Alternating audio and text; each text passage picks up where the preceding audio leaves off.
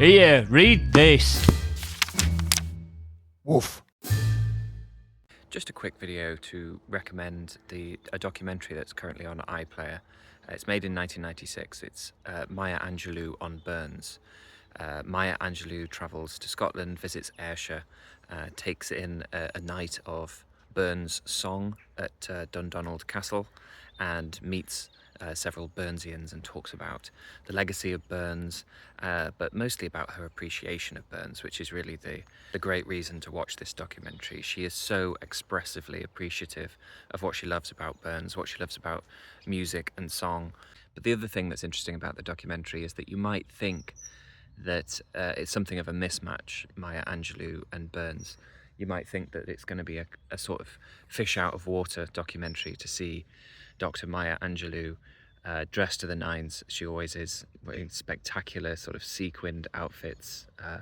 There's a fur coat at one point, I think. There's a fantastic hat with cowrie shells around it.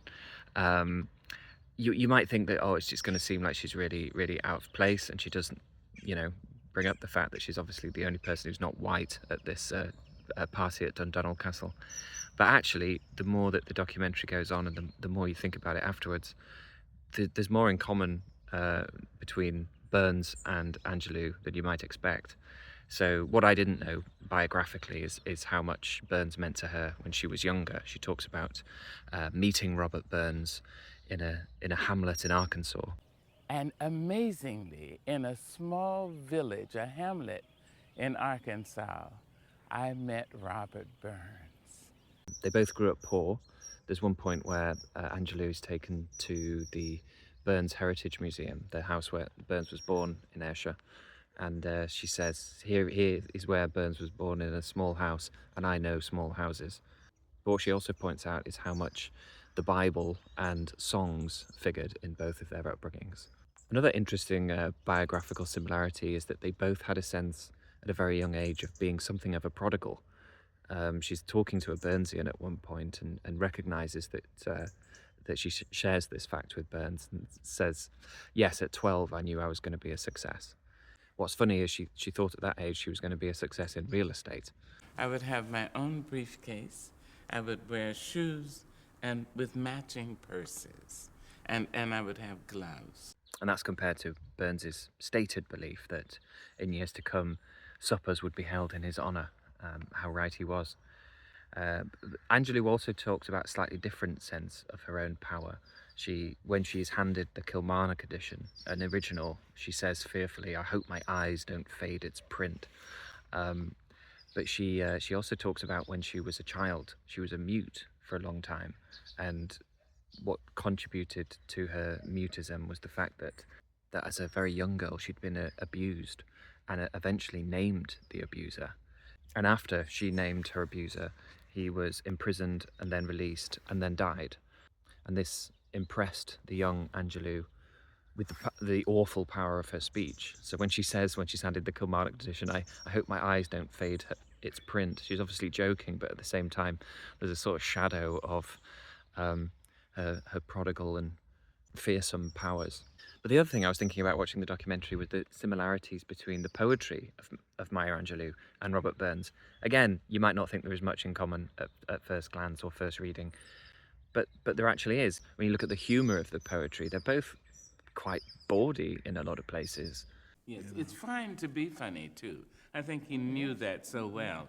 Sometimes one has to use a ploy the West Africans call blow, bite, and blow.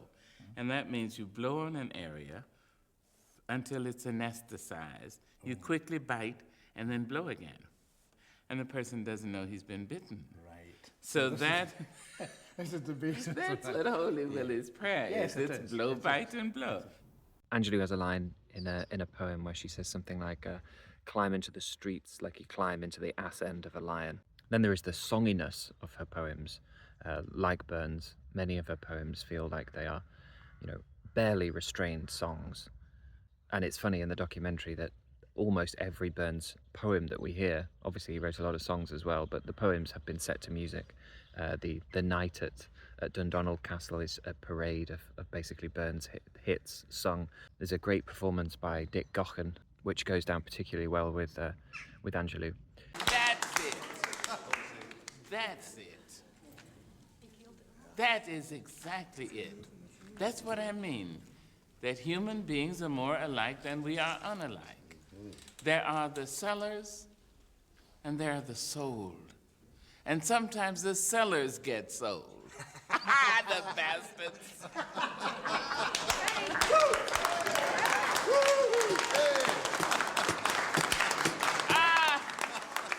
And then there's another scene where they're talking about Burns and women, and Angelou's noticeably more forgiving of Burns than quite a few of the Burnsians. So they're having this conversation about how much did Burns use women, or were the women using him?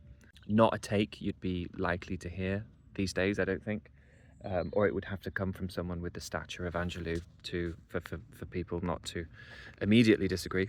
But they're sitting around a table, and one of the scholars brings up a poem of Burns that he really likes, the late poem Wantonness, and Maya Angelou just immediately goes, "Oh, will you sing it?"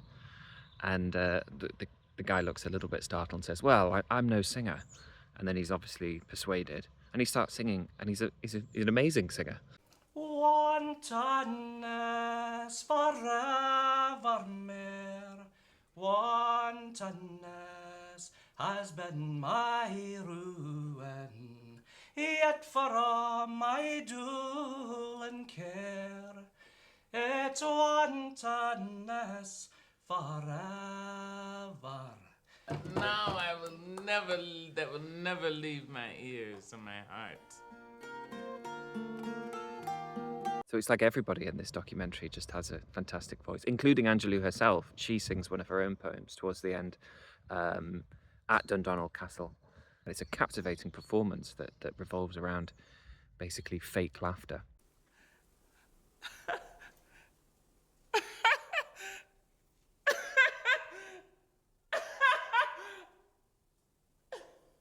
It feels like something that should be playing at the Club Silencio. And then there's a bit of a sarcastic edge that I think Burns and Angelou share. In Burns' poems, like his mock elegy for the sheep Meili, and obviously in big hits like Ode to a Haggis, the sort of over-promotion of the haggis. And then in Angelou, in violently sardonic poems, like her poem about Rhett Butler and Scarlett from Gone with the Wind, where they have been elevated to latter-day saints of the plantation shrine. So yeah, I think the sort of Burnsian influence is much more detectable than I previously thought in the work of Maya Angelou. And the final thing that sort of stayed with me from the documentary is maybe this is a symptom of 1996 being a more hopeful time, but the absolutely resolved, determined way that Angelou talks about how Burns is a poet who transcends space, race and time, how she simply can't imagine him going to Jamaica, and like I said, how she basically gives him the benefit of the doubt on how it went with women. So yeah, it's not so much a separation of art and artist, as we're fond of talking about these days, as just an absolute point-blank refusal to believe the worst about the artist. At the same time, by just insisting on the power of Burns's poetry, she leaves you with a really upliftingly fundamentalist attitude to art. It's a real tonic for times in which we're encouraged to suspect or tread warily about, bygone attitudes and troubling and problematic implications of old works. To see someone like Maya Angelou just relishing it and being so confident in her generosity of feeling